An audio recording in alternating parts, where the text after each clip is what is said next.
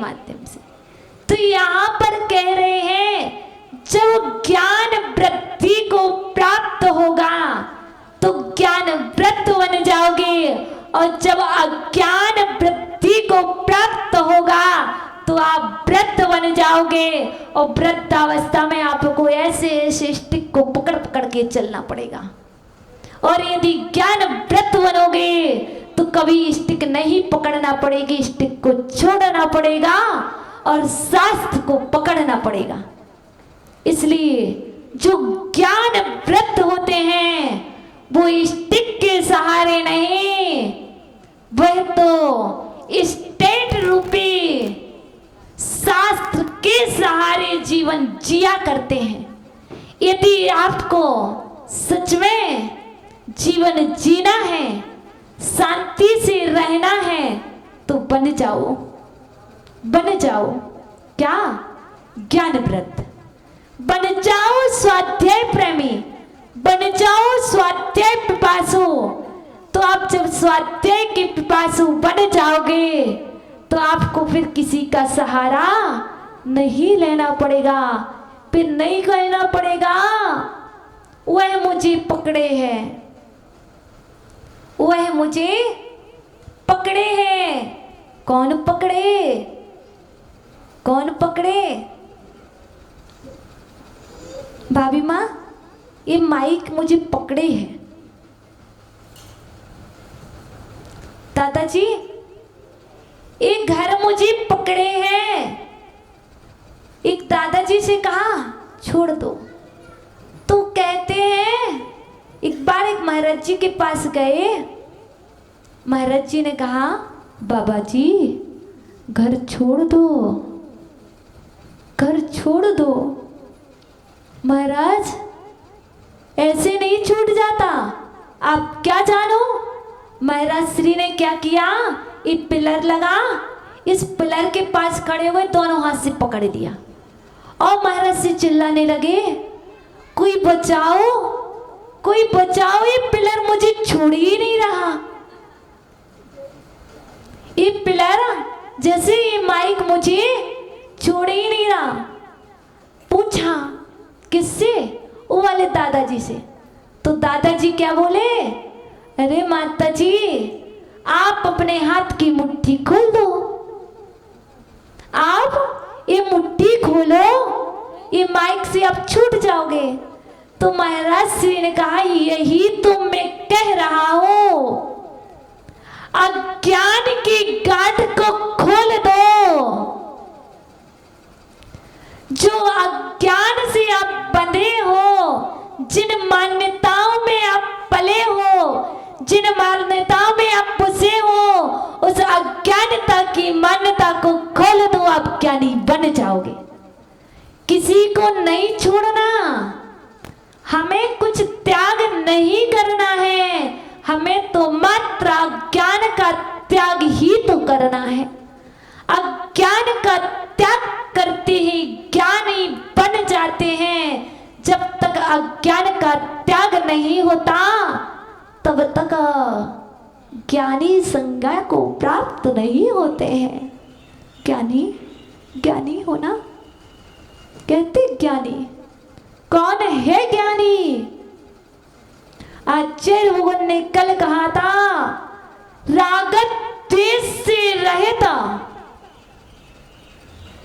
जो जीव है, जो कसायों से रहित है, वही तो ज्ञानी है।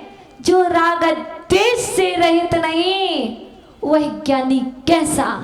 हम और आप बिना राग के है नहीं, हम दो में ही जीते हैं, या तो राग में या द्वेष में। बिना इसके हम जीवन जीते कहाँ हैं? पर यह राग सदा नहीं रहेगा, सदा नहीं रहेगा। यह राग भी छूट जाएगा। तुम छोड़ो तो अच्छा, और नहीं छोड़ो तो और भी अच्छा। छोड़ दो तो अच्छा, और नहीं छोड़ो तो और अच्छा। छोड़ोगे तो छूट जाएगा।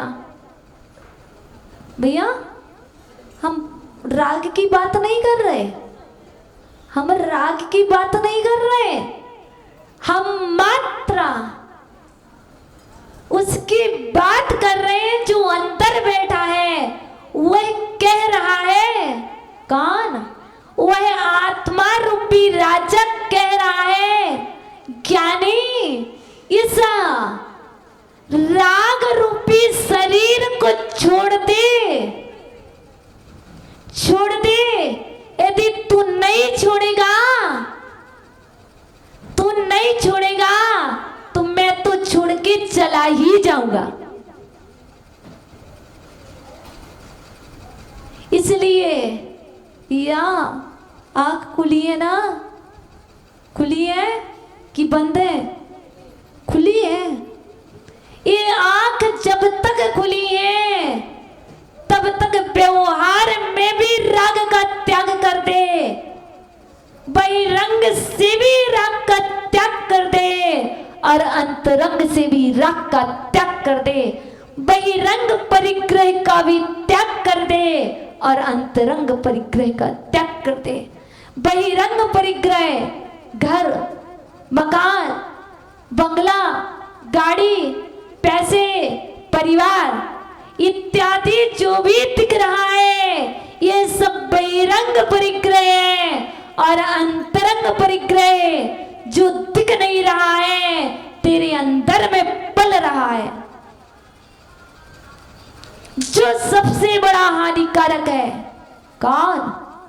विषय, कसाय, आवृत्ति, मिथ्यात्व, प्रमाद, ये जो भी विषय विकार है, राग द्वेष है, यह अंतरंग परिग्रह है। तो सबसे पहले किसका त्याग कर दे? बहिरंग के बिना अंतरंग होता कहाँ है?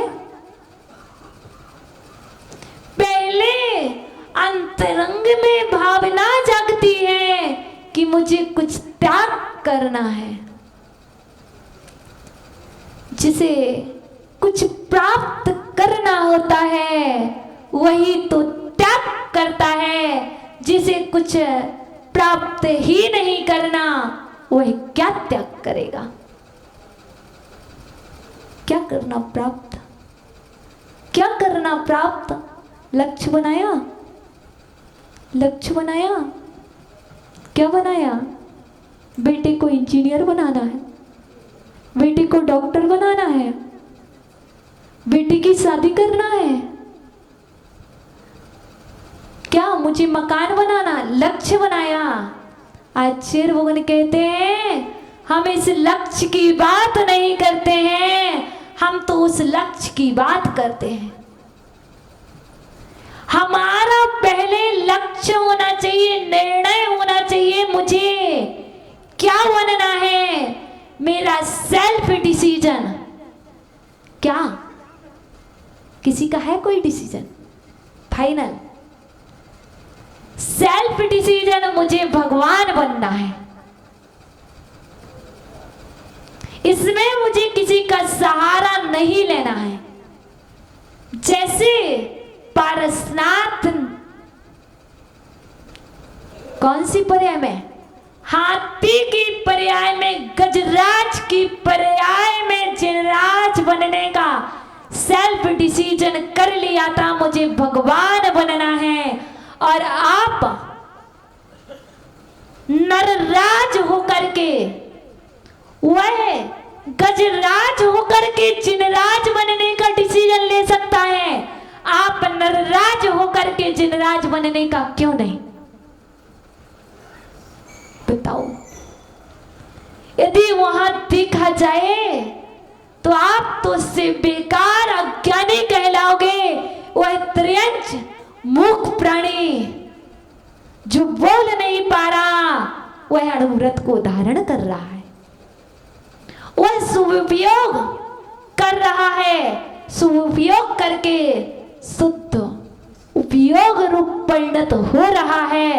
हम और आप अशुद्ध से शुभ ही नहीं कर पा रहे, इसलिए समय सार समय सार यही सिखलाता है, उस सार को प्राप्त कर लो जो असार है। असार जानते हो? असार है अर्थात जो भूसा भूसा है, जो उपयोगी नहीं है, जो अनुपयोगी है, उसको छोड़ दो। जो सार है उसको ग्रहण कर लो, तो तुम समय सारमयी बन जाओगे। इसलिए समय सार को सुन करके, समय सार को पढ़ करके यदि आप समय सार रूप नहीं हुए तो इस मनुष्य जन्म की सफलता नहीं है।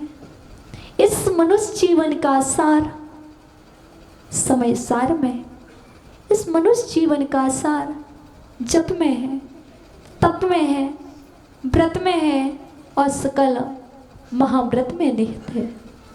जिसने व्रत नहीं लिया, संयम नहीं लिया, जिसने सकल महाव्रत को धारण नहीं किया और जिसने महाव्रत धारण कर लिए और महाव्रत धारण करके शुद्ध उपयोग को प्राप्त नहीं किया, शुभ उपयोग को प्राप्त करके शुद्ध उपयोग तक की यात्रा नहीं की, तो आचार्य भवन कहते हैं उसके सारे व्रत सब कुछ निष्फल हैं। इसी तरह वह तो यह कहलाएगा कि हमने 20